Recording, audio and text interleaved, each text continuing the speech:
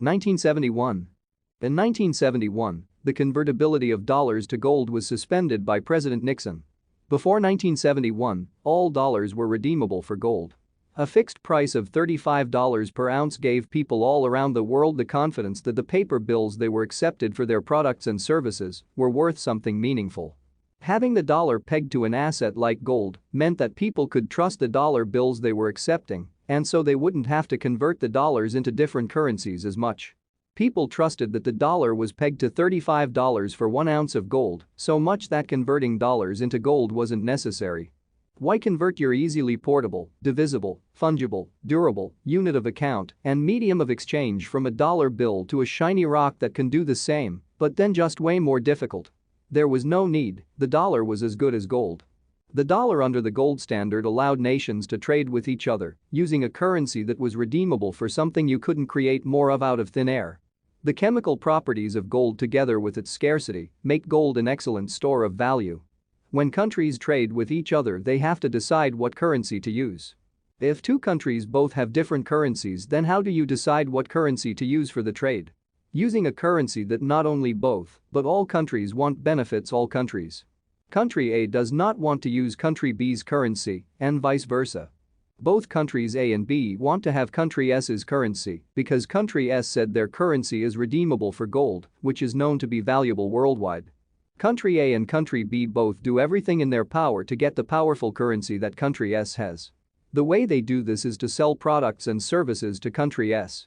The countries with the cheapest but also best, unique, and most demanded products and services get this currency.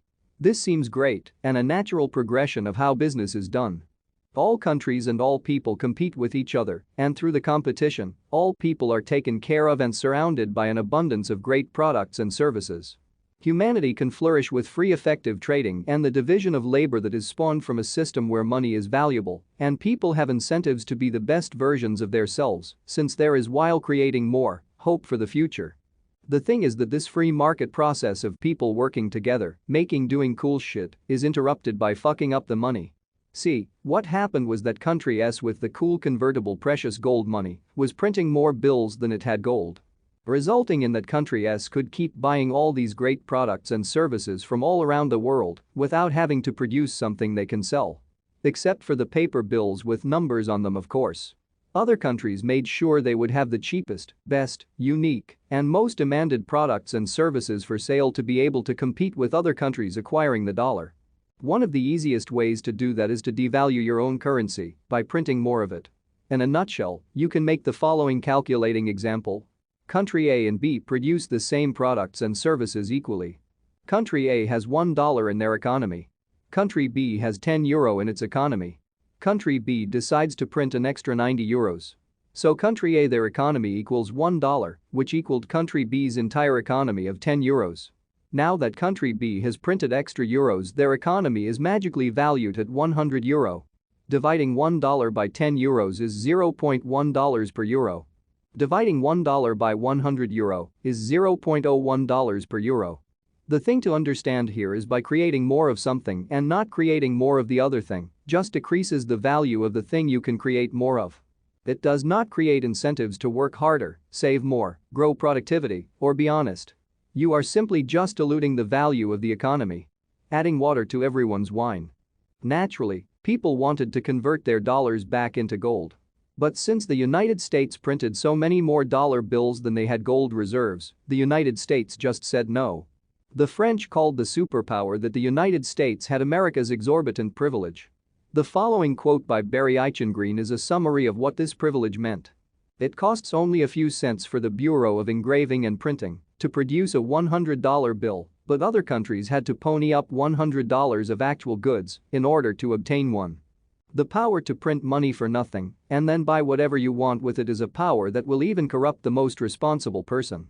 When you have a money printer, there is no incentive to help other people. The only incentive there is to print money and buy everything there is. Buy everything and centralize all the power before people figure out what you have done. When people find out there is no incentive to change their monetary policy for the benefit of the many, it's just easier to print more money and corrupt the ones who call out the scam. And that is what happened in 1971. President Nixon suspended the convertibility of the dollar to gold. Directly taken from the International Monetary Fund's website. While the total number of US dollars circulating in the United States and abroad steadily grew, the US gold reserves backing those dollars steadily dwindled.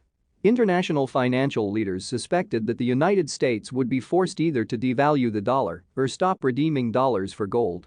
The dollar problem was particularly troubling because of the mounting number of dollars held by foreign central banks and governments.